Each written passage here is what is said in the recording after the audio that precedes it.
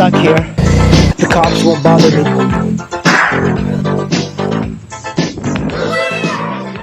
And here we are, guys. This is the carburetor. This is the carburetor off of the 1985 Honda Shadow, and it seems like it's in okay shape for such an old bike, 35 years old. And this little diaphragm, or the little rubber bit, doesn't move very well. This one moves a lot better, so I figure there's something up with this. What tends to happen, and by the way, there's going to be gas spilling out. I guess I could remove there we go, if I do it like that, it'll remove some. But we're going to be opening up all of this, maybe start at the bottom. This is kind of interesting because it's like the head is here, the top is here, the top is here. So we do one, remove these bolts. There's going to be the floats in here, so we can do that. Remove those first. Let's see, yeah, looks like somebody's been already working on this, so that's always bad news. So let's see, there we go, that's one. There we go, that's good. Good. Oh, that's actually perfect. I didn't realize it was going to be, I thought I might have to like strip one of these. A professional mechanic would have drained it first. Done carbon Ninja 250s. Oh, that's actually pretty clean. I'm going to put the screws onto the little bowl. I'm going to put them right here. So let's push that out. So once you push that little pin, it comes out on the other side. And then you can grab it using a plier. There's that pin. I'll put it in there. Now I should be able to pull out the float and that little needle that just fell. It's actually fairly clean. This is good. Actually, it doesn't look dirty at all. I'm very surprised. Alright. And let's get the other side. And we're going to remove this one. Let's see if we can remove it without getting it. Yeah. A carb like bolt like this, it was a pain in the ass to remove. So I'm glad that for a 1985 bike, I guess these carbs have been worked on before. I do admire that the V-twin of the Shadow is very easy to work on. No plastics to remove, nothing. You could just remove like a few panels here and there. And this one, the gasket has come off, which is fine. And now, let's get that pin from, there we go, there's that pin. Put it in the same place, and then the float. Actually, this looks very clean. Very, very clean. So the first thing we're going to do is, if you hold this part using a wrench, and I always forget what the names of these are, but it's like pilot or main jack, whatever. You want to remove this top, and you want to put them all aside very neatly. These are very important. You know, I'm actually very surprised. They look very clean. And this one too, just by twisting it, which is good. Which is the main or the pilot jet, whatever. And we're going to be cleaning it, but actually it looks very clean. Another one right here, and this one looks a little stripped, but it's good. It came out very easily.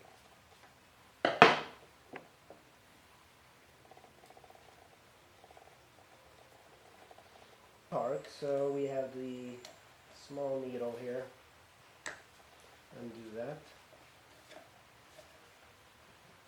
Do that. This is the main one, I believe. The main or the pilot. This is brass, so it's a very soft metal, and you don't want to damage it. So, well, I guess it's a little dirty, but not much. So this is very surprising, guys. It's actually cleaner than I thought. This is, I actually thought that these carburetors would be much dirtier.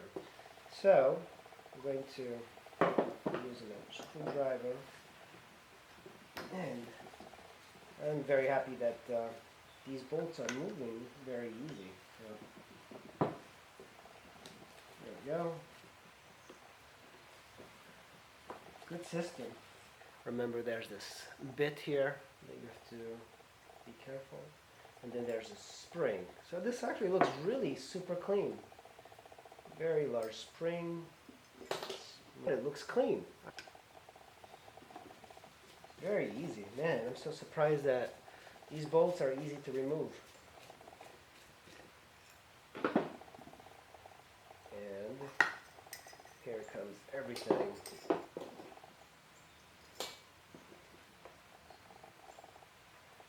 There's the needle.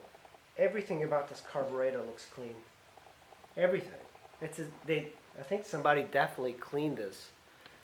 Somebody definitely cleaned this carburetor. So I don't think I have to do anything. I think our starting issues are different.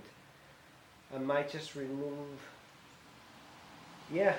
So I'm not really sure what to think about it. I'm going to clean all the needles and everything. But it doesn't seem like it's a carburetor issue at all because it's very clean.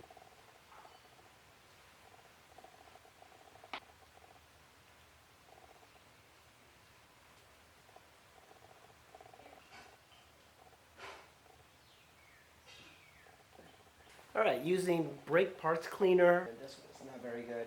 There's usually a lot more spray. But like I said, I'm actually very surprised that this carburetor was very clean. There's nothing wrong with it. It's super, super clean inside. And so I'm having a fuel issue, not a carburetor issue, it seems. But either way, I'm just going to give just a little bit of a clean on these. It's always good to should be able to look inside this little hole, and that's the thing. A lot of times when these little jets are clogged up, the hole inside is filled with gunk and varnish from fuel being stale. So if you hold it up to the light, to the sun, you should be able to see a hole through it. This is pretty clean, and just take everything apart, look through it. Everything looks to be in very good shape here. So there's these little heads here. You want to kind of fit in a pin and just go right through them. You need to make sure that it goes through. So one of the things I like using is like a spray, air spray like this. You can just put it right in that hole like this and just make sure that it goes through. And actually, this was good enough to dislodge whatever was stuck in here. And do it from both sides. So even though this wasn't the culprit of our non-starting Honda Shadow, it's always good practice to clean everything of the carburetor, even though it's very clean. Actually, it's actually one of the cleaner carbs I've ever seen. The diaphragms are actually surprisingly expensive. So that's this diaphragm here. And actually, there's one way of putting it. Just figure that out. So, do you see here, there's like a little bit of the lip? There's that little lip here. You have to line it up with that. And I think that's pretty much it. That way. And that has to go into the hole. It fits in there. You don't want this to be on the outside. So here's our main jet. And then that top part, I don't know what it is. And then let's put this top one. Don't tighten it too much. You don't want to give the next guy a heart attack when he works on this. Give it a little bit of a turn. That this O-ring is on the very bottom here. Well put here. And we're going to be mounting this. You can clean your floats if you wanted.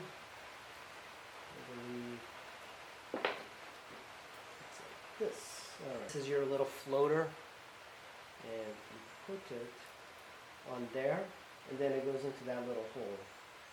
Take that pin and just put it in that hole and thread it through. And now you can control the float, and normally people put it like at 60 or 90 degrees, and O-ring is on here, and we are going to be putting it on there. So once it's tight, just give it one more like quarter turn. And I'm just going to tighten it to the point where it becomes a little tight.